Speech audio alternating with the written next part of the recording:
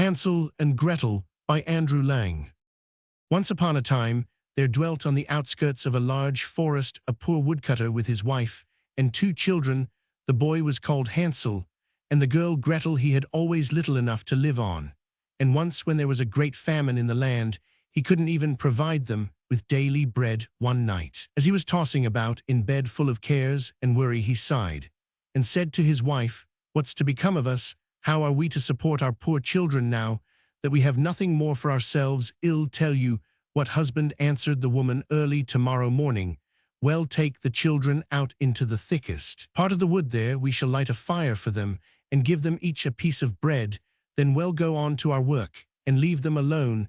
They won't be able to find their way home, and we shall thus be rid of them." "No, wife," said her husband, "that I won't do. How could I find it in my heart to leave my children alone in the wood? The wild beasts would soon come and tear them to pieces." "Oh, you fool," said she then, "we must all 4 die of hunger, and you may just as well go and plane the boards for our coffins."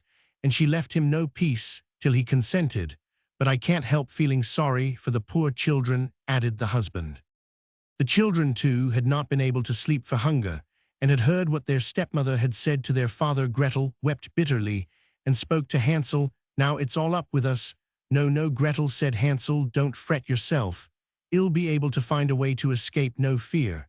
And when the old people had fallen asleep, he got up, slipped on his little coat, opened the back door and stole out. The moon was shining clearly, and the white pebbles which lay in front of the house glittered like bits of silver. Hansel bent down and filled his pocket with as many of them as he could cram in. Then he went back and said to Gretel, "Be comforted, my dear little sister, and go to sleep. God will not desert us." And he lay down in bed again. At daybreak, even before the sun was up, the woman came and woke the 2 children. "Get up, you liebs, we're all going to the forest to fetch wood." She gave them each a bit of bread and said, "There's something for your luncheon, but don't you eat it up before, for it's all you'll get." Gretel took the bread under her apron, as Hansel had the stones in his pocket. Then they all set out together on the way to the forest. After they had walked for a little, Hansel stood still and looked back at the house, and this maneuver he repeated again and again. His father observed him and said, "Hansel, what are you gazing at there? And why do you always remain behind? Take care and don't lose your footing." "Oh, father," said Hansel, "I am looking back at my white kitten, which is sitting on the roof, waving me a farewell." The woman exclaimed, "What a donkey you are! That isn't your kitten, that's the morning sun shining on the chimney." But Hansel had not looked back at his kitten, but had always dropped one of the white pebbles out of his pocket on to the paths. When they had reached the middle of the forest, the father said, "Now, children, go and fetch a lot of wood, and light a fire that you may not feel cold." Hansel and Gretel heaped up brushwood till they had made a pile nearly the size of a small hill.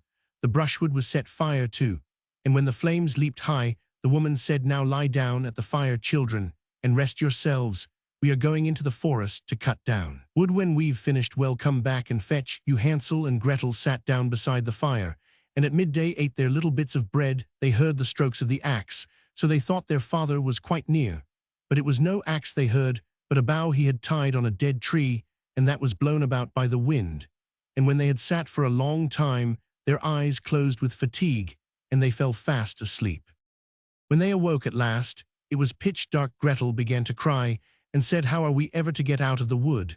But Hansel comforted her. "Wait a bit," he said, "till the moon is up, and then we'll find our way sure enough." And when the full moon had risen, he took his sister by the hand and followed the pebbles, which shone like new 3-penny bits, and showed them the path. They walked on through the night, and at daybreak reached their father's house. Again they knocked at the door, and when the woman opened it, she exclaimed, "You naughty children, what a time you've slept in the wood. We thought you were never going to come back." But the father rejoiced, for his conscience had reproached him for leaving his children behind by themselves.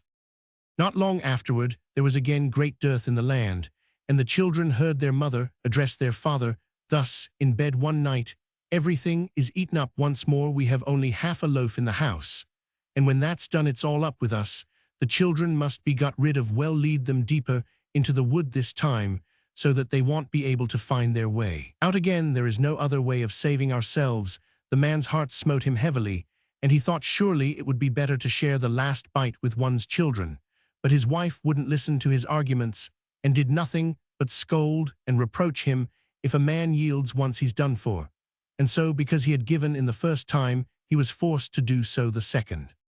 But the children were awake, and had heard the conversation when the old people were asleep. Hansel got up, and wanted to go out and pick up pebbles again, as he had done the first time, but the woman had barred the door, and Hansel couldn't get out. But he consoled his little sister, and said, "Don't cry, Gretel, and sleep peacefully, for God is sure to help us." At early dawn the woman came, and made the children get up. They received their bit of bread, but it was even smaller than the time before. On the way to the wood Hansel crumbled it in his pocket, and every few minutes he stood still, and dropped a crumb on the ground. "Hansel, what are you stopping and looking about you for?" said the father. "I am looking back at my little pigeon, which is sitting on the roof, waving me a farewell." Answered Hansel. "Fool," said the wife, "that isn't your pigeon, it's the morning sun glittering on the chimney." But Hansel gradually threw all his crumbs on the path. The woman led the children still deeper into the forest, farther than they had ever been in their lives.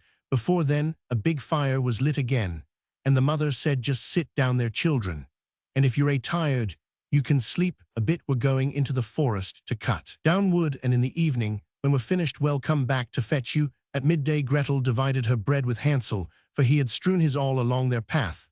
Then they fell asleep, and evening passed away, but nobody came to the poor children. They didn't awake till it was pitch dark, and Hansel comforted his sister, saying, "Only wait, Gretel, till the moon rises, then we shall see the breadcrumbs I scattered along the path. They will show us the way back to the house." When the moon appeared they got up, but they found no crumbs, for the thousands of birds that fly about the woods and fields had picked them all up. "Never mind," said Hansel to Gretel, "you'll see we'll find a way out."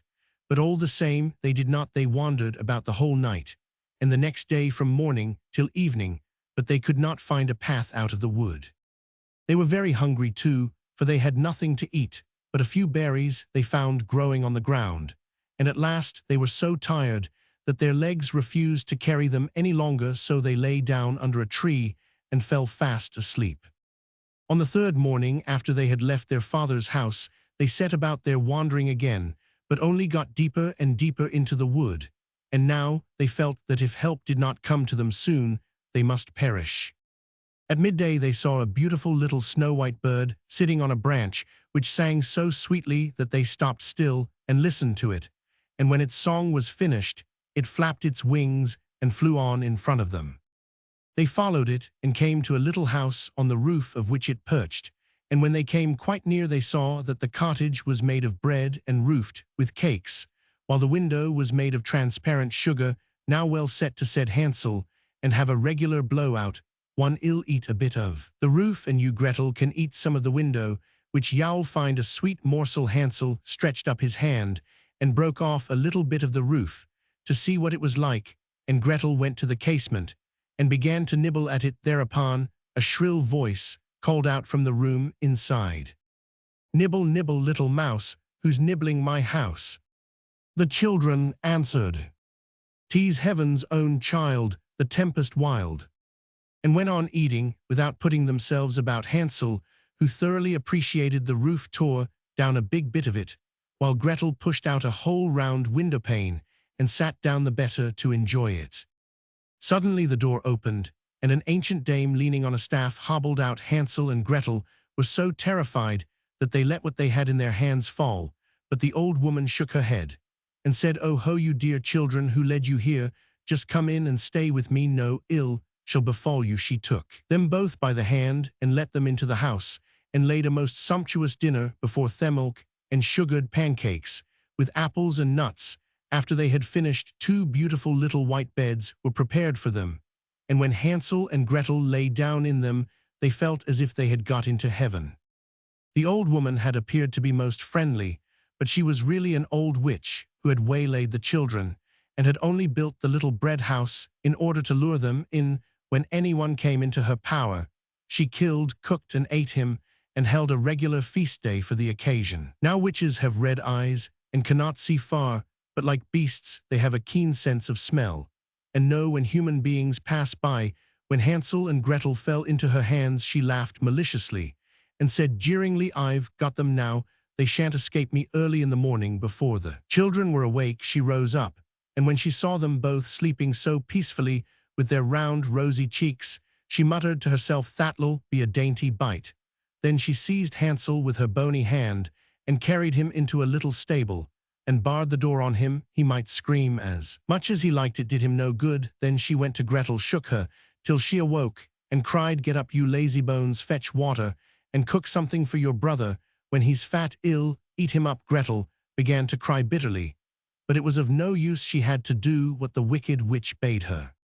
So the best food was cooked for poor Hansel, but Gretel got nothing but crab shells every morning. The old woman hobbled out to the stable and cried, "Hansel, put out your finger that I may feel if you are getting fat."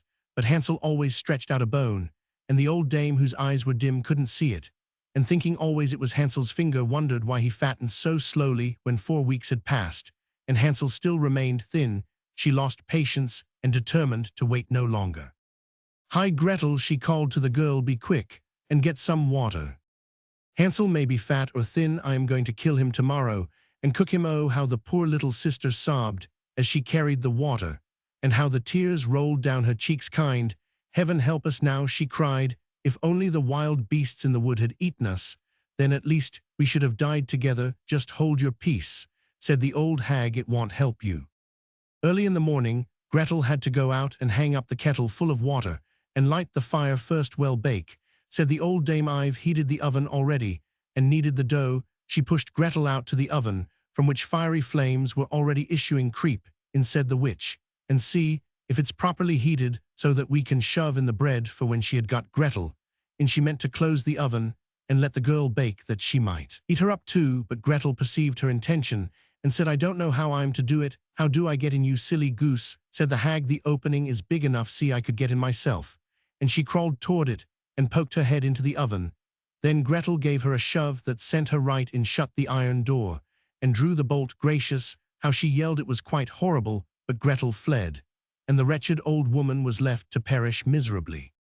Gretel flew straight to Hansel, opened the little stable door, and cried, "Hansel, we are free, the old witch is dead." Then Hansel sprang like a bird out of a cage.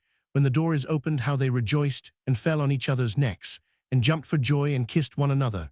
And as they had no longer any cause for fear, they went in the old hag's house, and here they found in every corner of the room boxes with pearls and precious stones. "These are even better than pebbles," said Hansel, and crammed his pockets full of them. And Gretel said, "I too will bring something home." And she filled her apron full. "But now," said Hansel, "let's go and get well away from the witch's wood." When they had wandered about for some hours, they came to a big lake. "We can't get over," said Hansel. "I see no bridge of any sort or kind." "Yes, and there's no ferryboat either," answered Gretel. "But look, there swims a white duck. If I ask her, she'll help us over." And she called out, "Here are 2 children mournful, very, seeing neither bridge nor ferry. Take us upon your white back, and row us over." Quack, quack. The duck swam toward them, and Hansel got on her back, and bade his little sister sit beside him. "No," answered Gretel, "we should be too heavy a load for the duck. She shall carry us across separately." The good bird did this, and when they were landed safely on the other side, and had gone for a while, the wood became more and more familiar to them, and at length they saw their father's house in the distance. Then they set off to run, and bounding into the room fell on their father's neck. The man had not passed a happy hour since he left them in the wood, but the woman had died. Gretel shook out her apron so that the pearls and precious stones rolled about the room, and Hansel threw down one handful after the other out of his pocket. Thus all their troubles were ended, and they lived happily ever afterward. My story is done. See, there runs a little mouse. Anyone who catches it may make himself a large fur cap out of it. 1.